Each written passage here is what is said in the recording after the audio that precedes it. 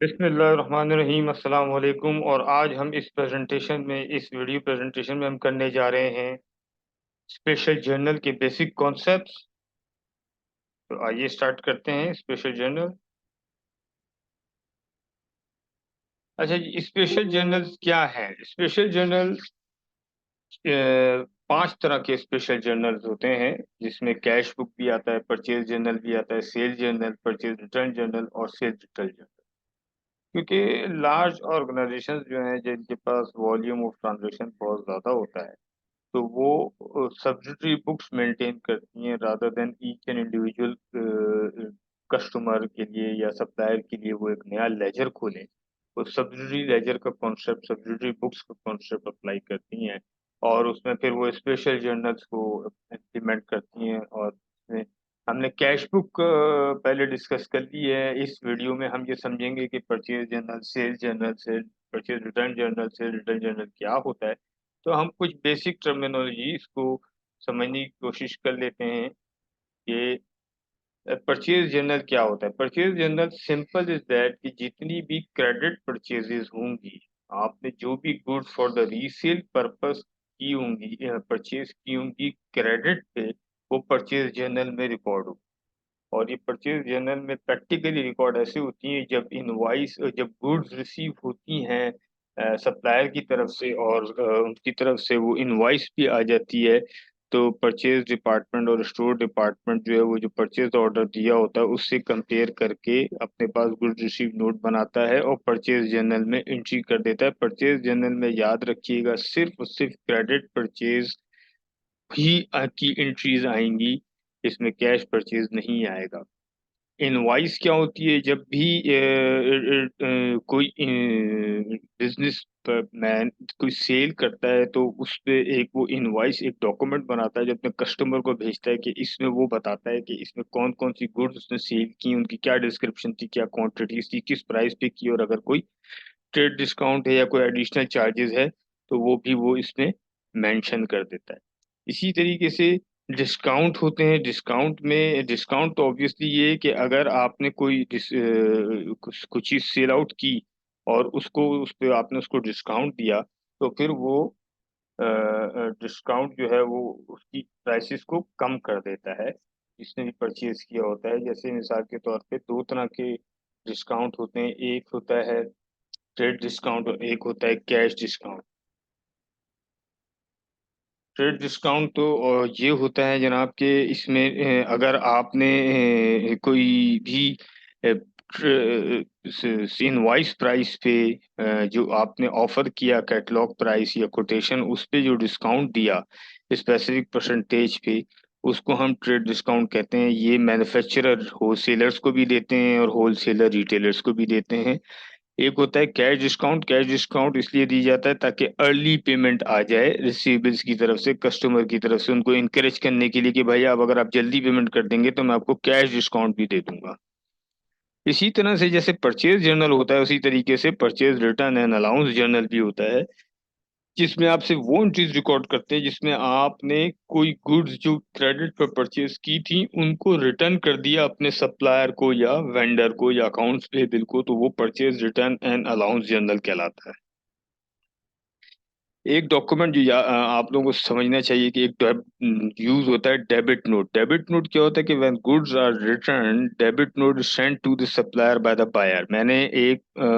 मैंने अगर एक कोई गुड्स परचेज किए हैं तो वो मेरे लिए लायबिलिटी और मैंने अकाउंट्स पेबल को क्रेडिट कर दिया।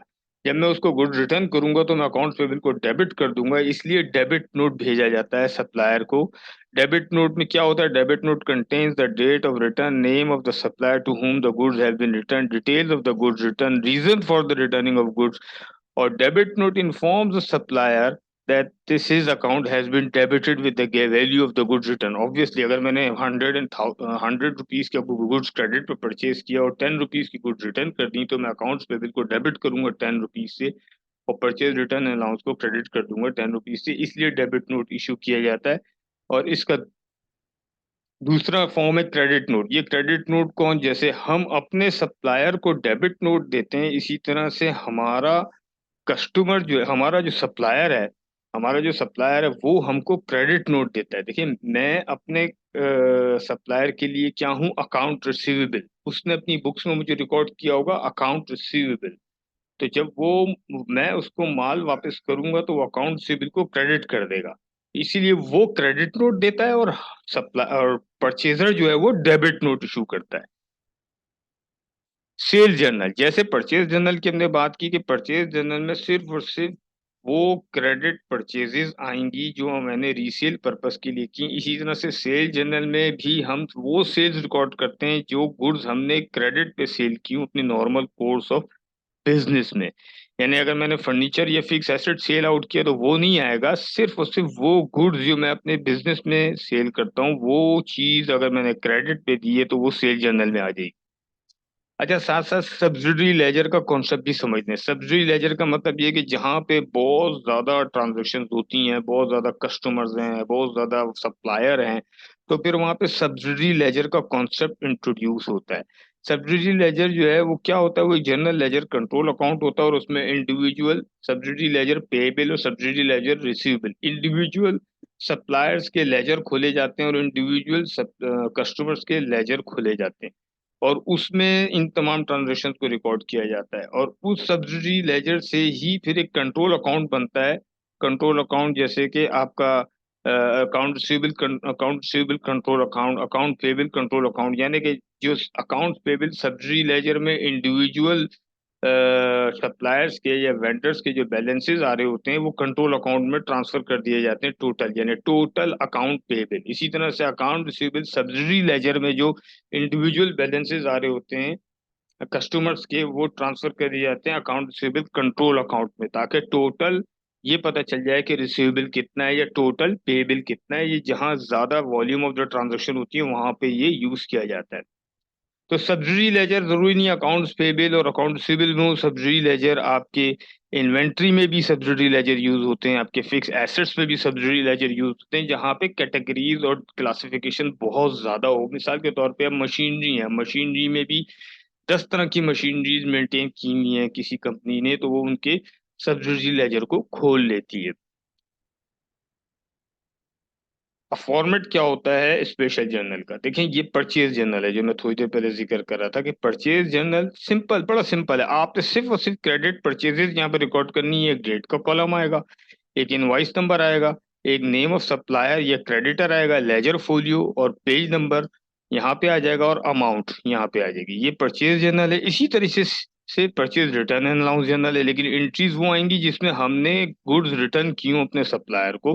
फॉर्मेट सारा वही है, और नीचे टोटल हो जाएगा। इसी तरह से सेल जर्नल है, और इसी तरीके सेल जर्नल में भी वही, बस यहाँ पे नेम ऑफ सप्लायर और क्रेडिटर है, यहाँ पे नेम ऑफ कस्टमर आ जाएगा। इसी तरीके से ने सेल रिटर्न अलाउंस जर्नल, यानी कि डेट, नोट नंबर, यानी ये बस ये ध्यान में रखे ये नोट नंबर है, ये इनवॉइस नंबर है। यानी जब परचेज की तो इनवॉइस इशू हुई, और जब रिटर्न किया तो नोट हुआ, तो वो नोट नंबर यहाँ आ जाएगा, और name of customer, ledger folio और अमाउंट इन रुपीज। ये फॉर्मेट है स्पेशल जर्नल का। अब हम इस नेक्स्ट वीडियो में इंशाल्लाह डिस्कस करेंगे इसका एक प्रैक्टिस क्वेश्चन, पूरे स्पेशल जर्नल को बनाएंगे, उनके सब्सिडी लेजर बनाएंगे, कंट्रोल अकाउंट बनाएंगे, एक शेड्यूल बनाएंगे। तो थैंक यू, जजाकल्ला, अस्सलाम वालेकुम।